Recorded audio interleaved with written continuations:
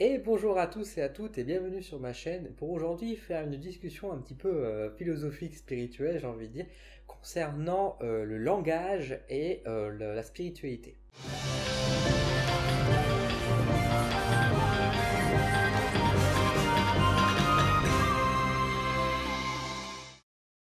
Alors, plus particulièrement, nous allons nous intéresser au langage vulgaire, au langage châtié, ou même voir les accents, je vais y revenir juste après, et le lien avec la spiritualité. Je pars, pour faire cette vidéo à la base, sur l'idée que avoir des mots, des gros mots, des insultes, des mots, on va dire, impropres, ou un langage tout simplement assez châtié, comme on pourrait le dire, un langage qui est assez vulgaire, pourrait avoir une conséquence par rapport à notre taux vibratoire, à notre spiritualité. Une personne qui est spirituelle ne peut pas être vulgaire. Il y a un peu ce côté là qui peut ressortir à travers parfois les réseaux sociaux ou certaines personnes qui sont évoquées. J'aimerais revenir un peu sur cette idée-là et un peu le décoder. Déjà, il faut être conscient que le langage est divers et fait partie aussi de notre identité. C'est-à-dire que avoir un langage avec un vocabulaire très fourni, nous avons la chance d'être en France et d'avoir une langue française qui est très riche, hein, qui quand même il y a 1000 mots, hein, j'ai envie de dire, c'est incroyable.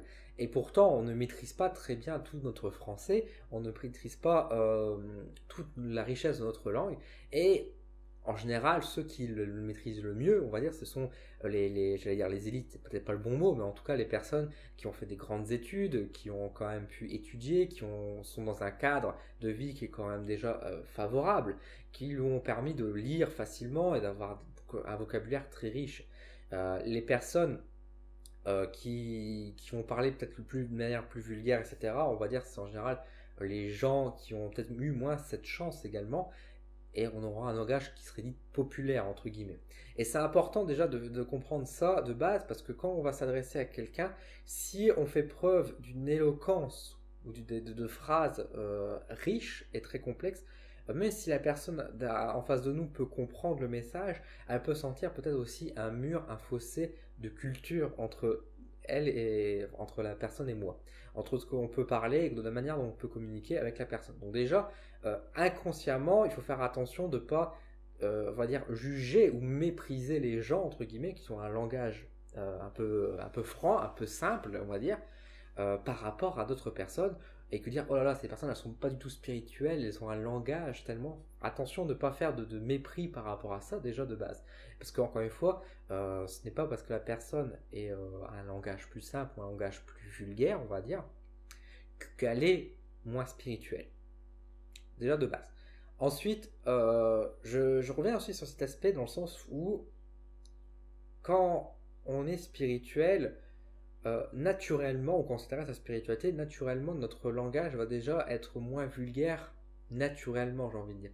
Dans le sens où la plupart des insultes et des gros mots vont s'effacer légèrement sans forcément disparaître, attention, mais en tout cas va s'amoindrir parce que étant donné qu'on est dans cette ambiance, dans cette recherche, dans cette quête de spiritualité, on va vers une direction de bien-être. Donc normalement, on efface, ou en tout cas, on enlève, on réduit nos états de colère, on évite également les insultes, la haine, ce qui en général découle, ça vient de là, hein, de la colère et de la haine, dont également notre langage qui peut être parfois assez fort. Donc de manière générale, une personne qui est spirituelle va être en général moins vulgaire, on va dire, que elle aurait pu l'être si elle n'était pas dans le domaine de la spiritualité. Maintenant, ça ne veut pas dire que quelqu'un qui est spirituel ne peut pas se permettre de langage vulgaire et de sortir des gros mots. Euh, de même, je reviens aussi sur cette vidéo parce que récemment, on m'a fait le reproche par rapport à mon accent. Donc, si vous savez que vous me suivez, je suis du Nord et je pense que ça s'entend, j'ai un accent qui est du Nord.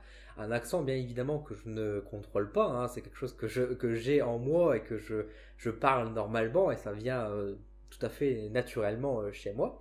Et on m'a reproché récemment, effectivement, que mon accent, au-delà du fait qu'il n'était pas forcément joli, qui était parfois assez incompréhensible en vidéo, et que je devais faire des efforts, voire même que je devais le supprimer pour faire en sorte que mes vidéos sont un peu plus intéressantes. C'est un discours qu'on m'a déjà sorti également quand je faisais mes études à la fac, où on m'avait dit, oh là là Dylan, c'est bien mais t'as un accent qui est fort prononcé, il faudrait que tu le supprimes quand tu parles. je suis fier de mes origines, et c'est pas pour autant que je vais jouer du chauvisme et que je vais faire exprès de parler en bon vieux patois, en parler en ch'ti, mais je parle normalement. Je ne fais pas d'effort dans la prononciation, on va dire, pour dire je vais mettre l'accent à ce niveau-là. Ça vient naturellement. Vraiment, je parle normalement.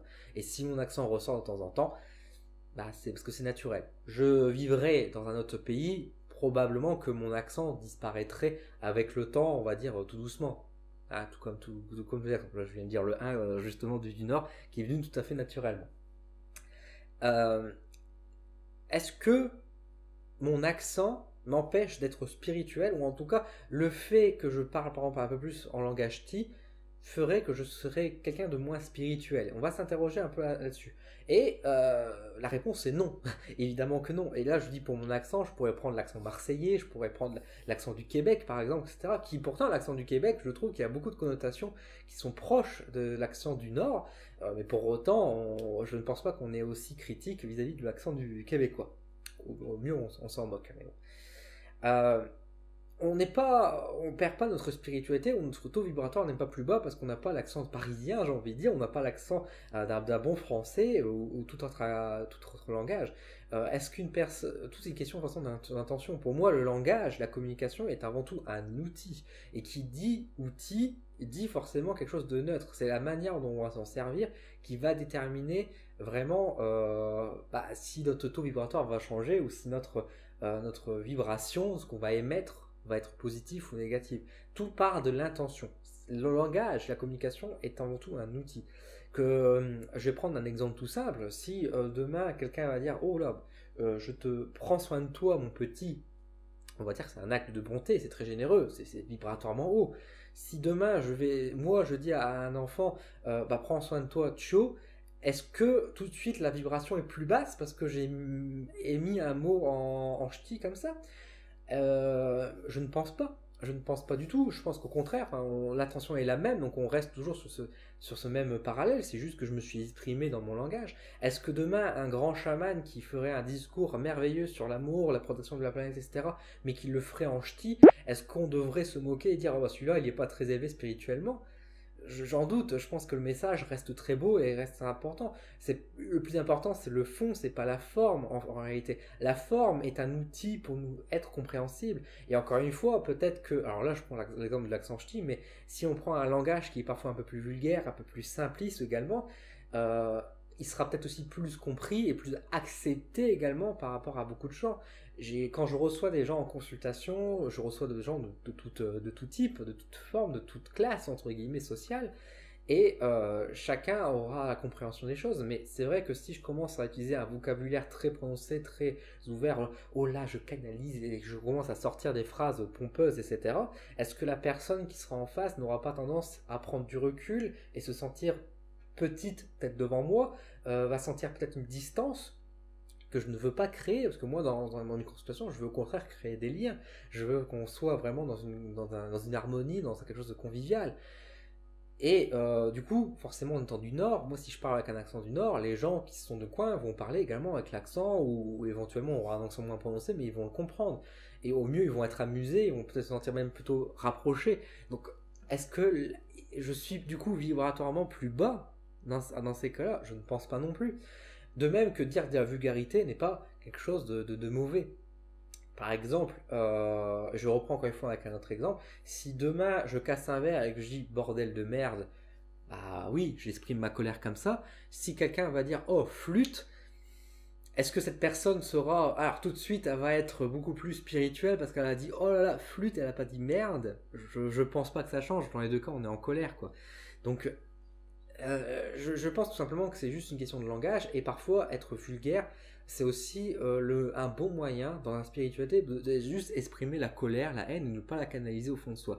Le sujet de la colère et de la haine sera sans doute un bon sujet de vidéo à parler dans la spiritualité, parce qu'on a tendance à dire il faut la réprimer, il faut la supprimer, etc. C'est pas ça, hein. En spiritualité, on n'est pas là en train de dire il faut abandonner notre colère et la supprimer et puis être que des saints toute notre vie. Être dans la spiritualité, c'est accepter aussi notre part d'ombre. Et c'est un gros travail sur soi également. Et être vulgaire et s'exprimer parfois de manière tout à fait vulgairement et de dire des gros mots ne fait pas de nous des gens tout à fait non spirituels. mais des personnes qui sont tout à fait humaines également, et qui sont, et j'ai envie de dire, qui sont normales. Donc il faut pas avoir honte, et puis c'est pas parce qu'on aura un langage qui peut paraître lourd ou qui peut paraître simple que ça y est, on peut pas être dans la spiritualité. Et c'est pour ça aussi que je fais cette vidéo, c'est que ne vous laissez pas rabaisser par des gens ou de creuser des écarts qui vont vous dire oh là là, mais je vois tellement de haine, tu vois comment tu parles, etc. Ne vous laissez pas, on va dire, submerger par rapport à ça. Encore une fois, écoutez votre intention du cœur, quoi. C'est ça qui est le plus important. Et je dirais même, et là faisons un parallèle, parce que quand on a un langage qui est très, on va dire, avancé, qui est très complexe, qui est très riche en vocabulaire, c'est souvent un langage où il faut se méfier également, parce que par exemple, si vous étudiez un petit peu la rhétorique, bah, vous savez que le langage, la manière dont on communique, c'est d'abord influencer, c'est de convaincre la personne qui est en face. Et donc, dire de grandes phrases, de jolis mots, ça ne veut pas dire forcément qu'on n'est pas en train d'insulter quelqu'un.